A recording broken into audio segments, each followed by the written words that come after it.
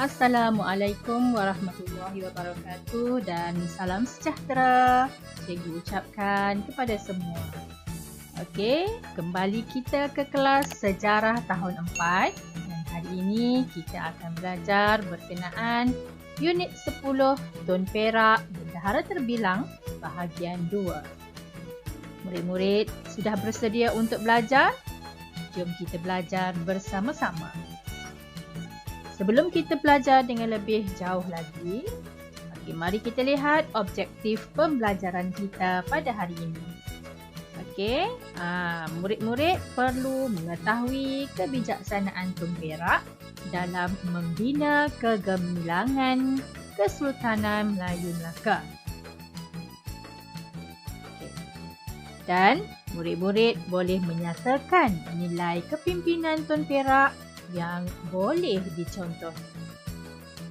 Cikgu berharap murid-murid boleh memberikan sepenuh perhatian kepada pelajaran kita pada hari ini agar murid-murid dapat mencapai objektif pembelajaran yang telah ditetapkan ini.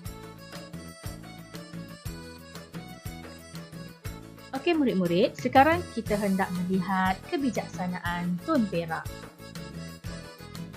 Baiklah murid-murid, kebijaksanaan Tun Perak telah menyumbang kepada kegemilangan Kesultanan Melayu Melaka. Kebijaksanaan beliau dapat dilihat dalam bidang pentadbiran, pertahanan, diplomatik, agama Islam dan mempertahankan Kesultanan Melayu Melaka. Baiklah murid-murid, sekarang kita hendak melihat kebijaksanaan Tun Perak dalam bidang pentadbiran. Cuba murid-murid perhatikan gambar peta ini. Gambar peta ini menunjukkan Empayar Kesultanan Melayu Melaka.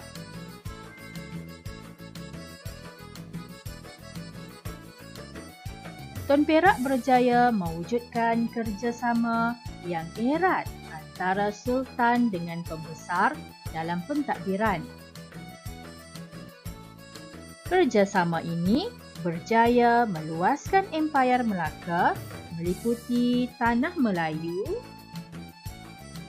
Pantai Timur Sumatera dan Kepulauan Riau Lingga.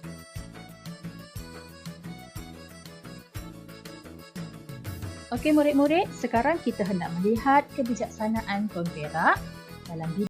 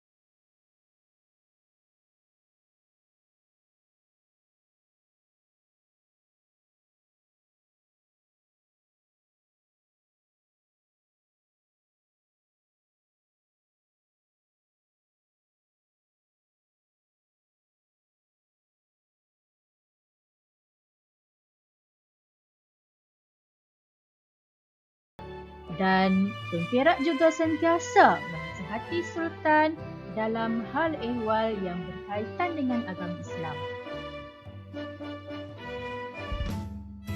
Selain daripada itu, Sultan juga dinasihati oleh Tun Perak supaya memerintah kerajaan mengikut ajaran Islam.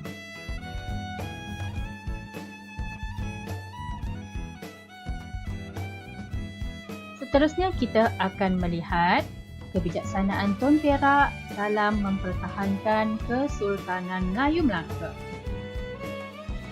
Cuba murid-murid perhatikan gambar ini. Ini ialah peristiwa yang menggambarkan peristiwa Destar Raja Muhammad jatuh terkena raga yang disepak oleh Tun Besar, iaitu anak kepada Tun Perak.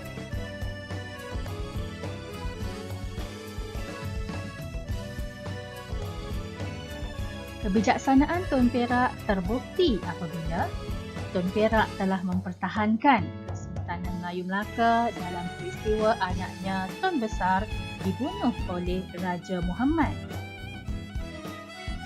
Tun Perak melarang pengikutnya menuntut bela di atas kematian Tun Besar yang telah dibunuh oleh Raja Muhammad. Malah, Tun Perak telah meminta pengikut-pengikutnya supaya menunjukkan taat setia kepada Sultan Melaka. Okey, baiklah murid-murid. Berdasarkan apa yang telah kita bincangkan sebentar tadi, dapatlah kita simpulkan bahawa kebijaksanaan Tun Perak dalam mentadbir, mempertahankan kerajaan dan membuat keputusan telah mendapat kepercayaan Sultan. Okey, kita akan buat sedikit uji minda sebelum kita tamatkan pelajaran kita pada hari ini. Soalan yang pertama, apakah kebijaksanaan Tun Perak dalam bidang pentadbiran? A. Mewujudkan kerjasama antara Sultan dan Pembesar. B. Menjalinkan hubungan diplomatik dengan Kerajaan Siam. C. Menggalakkan kedatangan ulama ke Melaka. D. Mengatur serangan terhadap musuh. Jawapannya ialah A. Mewujudkan kerjasama antara Sultan dan Pembesar. Soalan yang kedua, apakah yang Tun Perak lakukan untuk mengaburi mata tentera Siam daripada menyerang Melaka? A. Mengarahkan tentera Melaka memegang jamung setiap seorang. B. Mengarahkan jamung dipasang di setiap rumah. C. Mengarahkan jamung dipasang pada pokok bakau di sepanjang pantai. D. Mengarahkan jamung dipasang di setiap pokok di seluruh kampung. Jawapannya ialah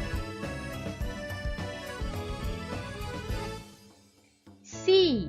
Mengarahkan jamung dipasang pada pokok bakau di sepanjang pantai.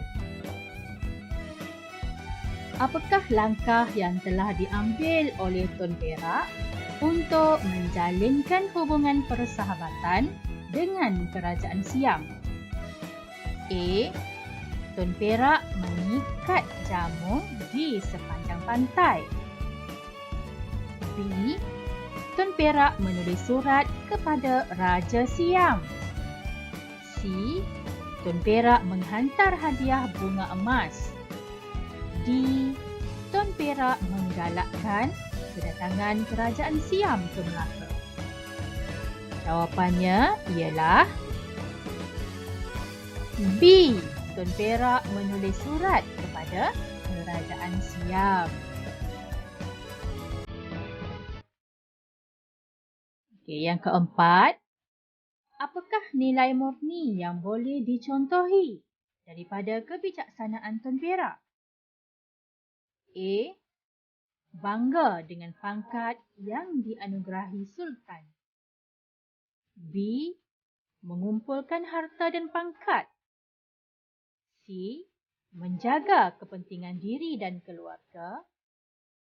D. Menunjukkan taat dan setianya kepada Sultan. Jawapannya ialah D. Menunjukkan taat dan setianya kepada Sultan. Yang kelima, berikut merupakan kepentingan nilai ketaatan dan kesetiaan kepada pemimpin, kecuali A. Keamanan dan kemakmuran negara terpelihara, B. Mengukuhkan perpaduan dalam kalangan rakyat, C. Martabat negara dipandang rendah, D. Negara dapat membangun dan maju dengan baik. Jawapannya ialah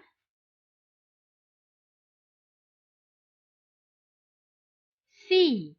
Martabat negara dipandang rendah.